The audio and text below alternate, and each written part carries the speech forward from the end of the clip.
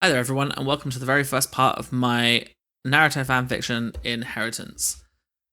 If you're an existing reader and coming from Wattpad or fanfiction.net or even AO3, you'll probably know me as Cathal Ashenhand. But my real name is Dylan King, and I write fantasy and sci-fi. And in my spare time, over the last 10 or 15 years, have dabbled in writing Naruto fanfiction. I am the actual author of Inheritance. There is versions of this story posted up by AI content farms, and this is kind of my attempt at answering that. I have made an attempt at using my own speech to text tools to upload this before, but all of the ones that sound or emote in any meaningful way are AI based, and I'm really not comfortable using AI for anything creative at this point in time. So I've decided that I would have a go at recording it myself. Unfortunately, I've got a bit of a voice made for written medium, so you're kind of going to have to put up with that. I apologize, but I've kind of done my best, and I hope you enjoy it. So without further ado, Inheritance, Book 1, Chapter 1, Traitor. Naruto, in truth, had lost focus on what was going on around him. The whirlwind of thoughts and emotions flying around were just too much to ignore. He was a fox demon, the same one that had killed the fourth and attacked the village. That was why no one seemed to care, why he was never acknowledged. At first, he had brushed Mizuki's words off as lies, but mere seconds later, it all made sense. The hatred directed his way for seemingly no reason, the coldness, the disgust. It all fit with what Mizuki was saying.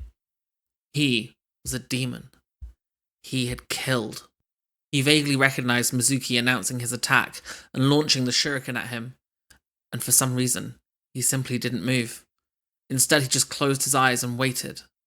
It wasn't that he had made a conscious decision not to move, or at least he hadn't consciously had the thought that he wanted to die. Nor was it that the attack was coming too fast for the blonde Genin to dodge. Were he the introspective type, he would realize that the revelations of Mizuki had overwhelmed him, that they had completely taken his mind away from the moment and distracted him. It was just too much. Thud. The blonde waited for the pain to kick in. He felt a warm liquid splash onto his face and begin to run across his definitive whisker marks, and surmised it was his own blood. Naruto, are you okay? Naruto's eyes flew open, only to be greeted with a bloody Iruka hovering over him, struggling to hold himself upright. He had taken the attack instead of Naruto. You need to listen to me, Naruto, Iruka gasped, struggling for breath. He had already recognized what had happened to him. Mizuki's shuriken had been laced with a fast-acting toxin that acted to paralyze the body entirely. He had been hit by it once before, caught in the crossfire on a mission to Rice Country, and so recognized the feeling particularly well. This also meant he only had around a minute or so before he would pass out completely, leaving him unable to protect his student further. He had to get through to the child, or the consequences could be disastrous. Naruto, I believe in you. You will be Hokage. I know it.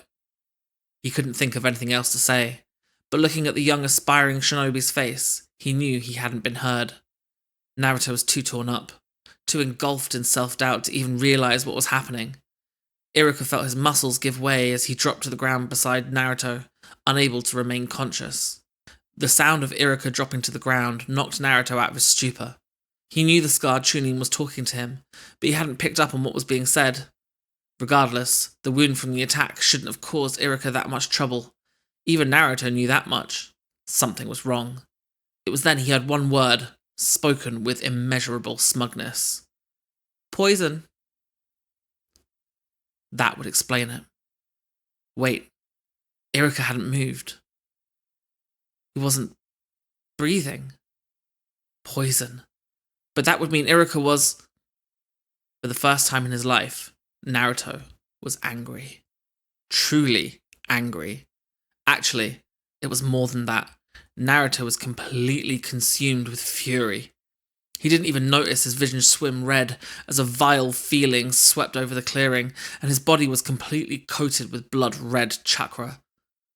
Dark whispers filled his mind as his anger grew, and with it, the amount of chakra pouring out of his body. The blonde was struggling to control his own bloodlust when Iruka's words came to him as if from a distant dream. Naruto, I believe in you. This was all it took to push him over the edge. All that was needed for his mind to stop struggling for control and for him to lose grip on the consciousness and allow control of his own body to slip away. Drip.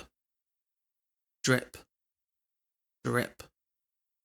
Naruto was pulled to his feet out of the water by tendrils of red chakra. His eyes were dull and grey, almost as if he were dead. If it weren't for the ragged and coarse breathing, he wouldn't have been showing any signs of life at all. What had been dark whispers of rage and violence at the back of his mind were now full-blown roars that exuded the sheer malevolence of the creature that the 13-year-old now stood before in the dark recesses of his own mind. Come closer, boy. I will end all your pain, all your suffering. All I need is one favour, and it will all be better. I promise. Naruto showed no other signs of being aware of what he was being told, until he slowly began to stumble forwards towards the great bars that held the creature in his mind at bay. Good. Now all you need to do is remove that piece of paper reading seal, and I promise all of your pain will disappear. Naruto simply reached for the paper and began to pull. Suddenly the blonde tensed as the vibrant blue returned to his eyes. It took him a couple of seconds to regain his bearings, and to notice the hand that had prevented him from completely removing the seal from the cage that held back the demon. I really didn't want it to come to this, but I do get to see how my son has grown, so I guess that makes it even.